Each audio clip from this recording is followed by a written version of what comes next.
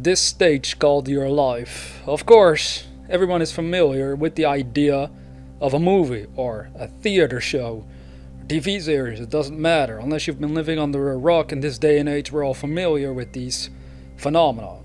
They're creations of the human mind. We create a story and then we express that story through actors. So the actors are all living the story that was written by one person or a group of people, their imagination. So these people use their imagination to create the story. Now, the stage of your life, the circumstances you find yourself facing most of the time, are part of the stage of your life, of your own little world. Now, this is pretty interesting because today's lecture is about how you can give form to the stage of your life. In other words, how you can give form to the circumstance and results in your life. Now, again, we have to point out this is a hard teaching at first because people are so used to go straight to the negative. When they hear a message of hope like this, they immediately want explanations for all the negative that is occurring in the world. Why do people die? Why are children dying? Did they create this stage for themselves? Is this what they wanted? Of course, that is not what they want. But we have to remember, we're all in conflict to a certain extent with each other. We're all intertwined. Humanity itself is always in conflict with each other. So somebody else can create the concept of war, of murder, of all the horrors that we can think of in this world and start to execute it, thereby hurting others. So this message, my message, what I preach, is all about us taking responsibility for the quality of our own lives so we can start to work with the positive and start expressing that in our worlds towards others, our friends and family, and ultimately the world at large. That is how you can give form to the stage of your own life. It doesn't matter what your circumstances are right now. You just have to become aware of the fact that you have a consciousness. Do you know what it means to be conscious? Have you ever thought about what it means that you're aware of being alive? Because this awareness that you're having right now it sounds religious, but it's like how in religion they talk about God. Well, I'll use the term the universe. The consciousness is part of the universe itself. Now, if there is such a thing as a universal consciousness that is aware of its surroundings, then it's currently active in this body that you're occupying. That is why you're aware of existing. Before you were in this body, can you remember what you were? Probably not. I personally can't remember anything about that, so for lack of a better word, we use the term unconscious. We were basically unconscious then. Now you're in the body, you become conscious of concepts that dwell within your own mind. You start to realize you can give form to the ideas inside your mind. You can start to direct the ideas that arise from within your mind. And you can start to execute better, more positive ideas throughout this lifetime, and ultimately that is the point of living. It's to make us aware of our own consciousness so we can start to work with it and get and improve whatever we want in life. Is this message too optimistic for you? Do you think this is too good to be true? Because I'm telling you, this is the truth of your own being. You might not believe my words right away, but I hope one day you will. Because no matter how negative your life right now is, maybe you're very sick, maybe you know someone that is very sick physically, their life seems completely hopeless. But yet, here I'm claiming that their consciousness can set them free, because that is the truth. We should stop identifying ourselves with this current identity that we have, called the ego, called, in my case, Reneo. I would tell you I am Reneo, but I'm aware that is a name made up of letters. This is not the real me. My awareness, now that is where things get interesting, because that is where you can start to sense the real you. And it's disturbing at first because you realize you are without form. You are not really your body. You're using the body in order to express your own consciousness. So can you see here what I'm aiming at? If you can build the vision of what you want, if you know exactly what you want to achieve in this world, can you really believe that you can achieve it? And if you don't believe it, well, there's your explanation why it's not happening. So the thing is, we have to start believing in our own dreams. So can you accept this idea? If you really believed you could achieve whatever it is that you want to achieve, can you achieve it? Will that make it possible for you to achieve it? I'll tell you, it will make it possible for you to achieve it. But you should stop identifying yourself with just the body alone. This means ultimately, and this is very disturbing at first for people to even consider or realize even, that if you are unable to achieve the dreams you hold within your mind in this current lifetime, well, once you drop this body, you're going to go on and you're still going to achieve those dreams. Here, humanity gets in conflict because they're scared of death. They're confused about it. They're confused of the unknown. But the unknown can be made known, but it comes about through inner revelations of the mind. You have to look inside and contemplate what it actually means to be conscious, and then your mind will start to show you, quite literally in the first person present tense, what it is to be outside of your own body. This is what happens when you go to sleep. Do you not realize that when you go to bed at night, you're actually moving out of your body? Your consciousness is not there. If I would enter the room where you're sleeping, I can see your body sleeping. If I would talk out loud, well, I might wake you up, but maybe you won't wake up. Maybe you keep on sleeping. So if I talk out loud and you keep on sleeping, does your consciousness even hear what I'm saying? No, because your consciousness is somewhere else altogether. This is the beauty and mystery of life. You actually exist in multiple dimensions at once. And this life, with its recurrence, with its constant recurrence throughout this lifetime, you wake up in the same bed, in the same room, in the same house, in the same sorts of circumstances, but in the dream world you wake up all over the place in totally different realities, totally different worlds, and all sorts of things are possible over there that would be impossible in the dimension of time and space. Yet at that time you just accept them for what they are. You don't even question it. It's once you become aware that you are dreaming that you start to realize you're much greater than you ever thought before.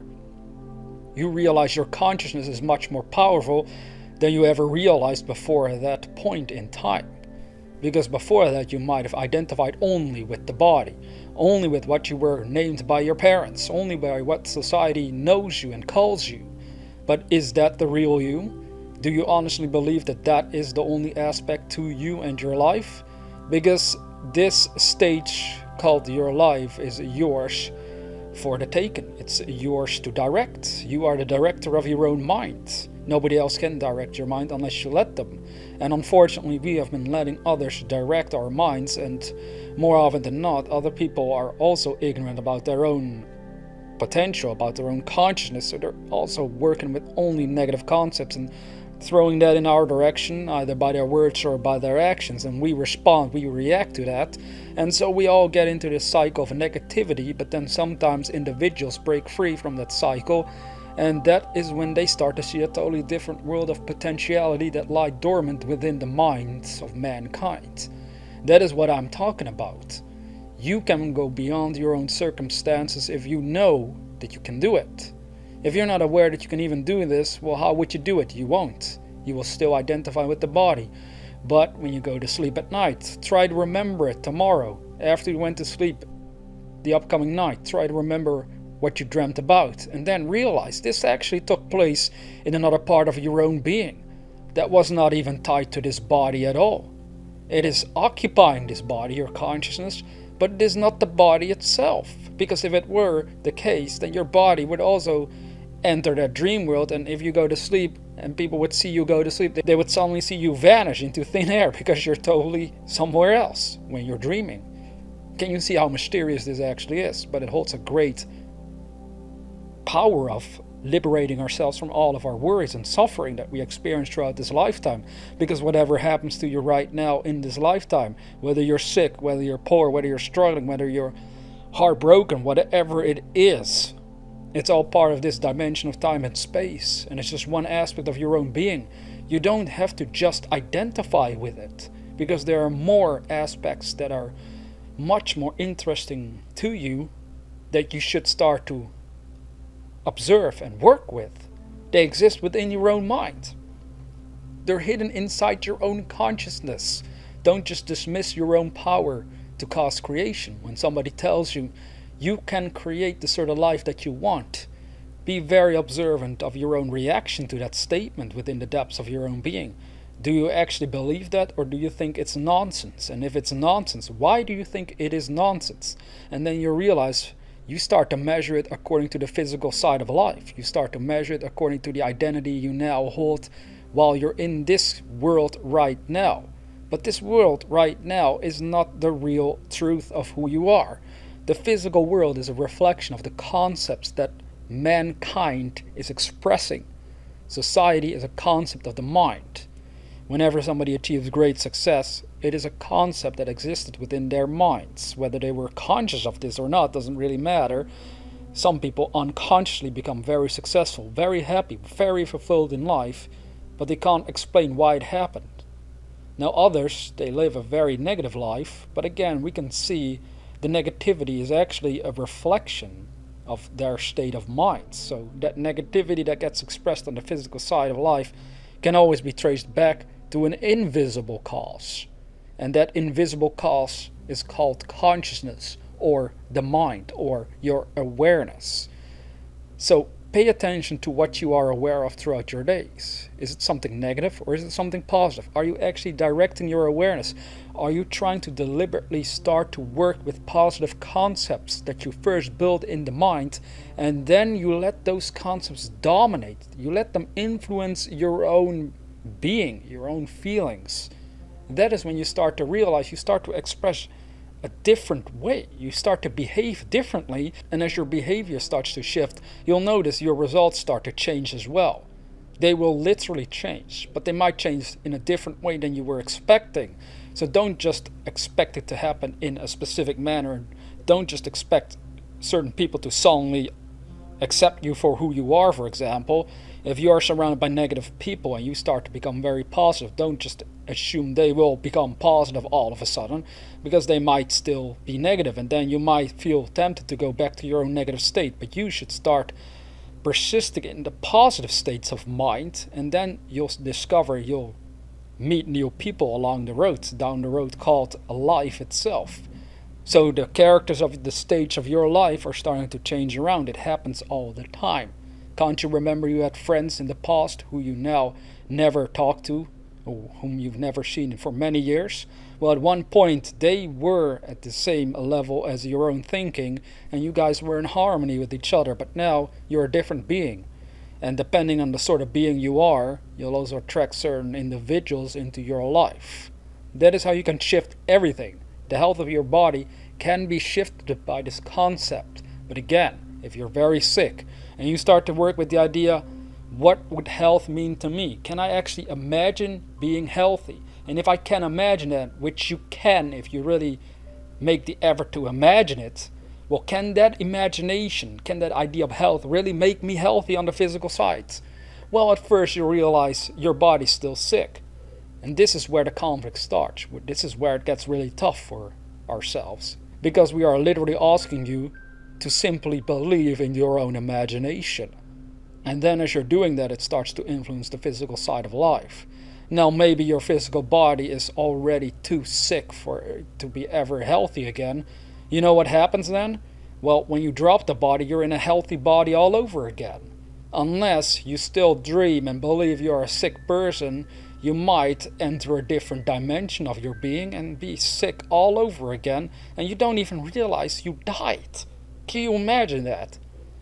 Many people don't realize they died when they drop dead, because their own consciousness keeps on going, and it goes and it feeds on the concepts that we are deliberately building inside our own minds. So we better make sure we're doing this on a conscious basis, because if we don't, you can see all the horrors that will start to ensue. This is why it's interesting to call this whole life itself like living in a nightmare. Everything that hurts us, everything that bothers us is like being part of a nightmare. You can have a nightmare when you go to bed at night. You can see horrifying things, and we call them nightmares. Yet when we are awake, we can also experience horrifying things. But then we don't call them nightmares. But they are actually nightmares. Think about that. The next time you feel like you can never, ever free yourself from all the obstacles that are now so gigantic to your current perception of reality, that you feel like you're a hopeless being, but you are not. You are much greater than you realize. And I hope you start to look within your own mind and believe in my message, because those who do will ultimately start to realize that it is true. Their consciousness operates independent of circumstances.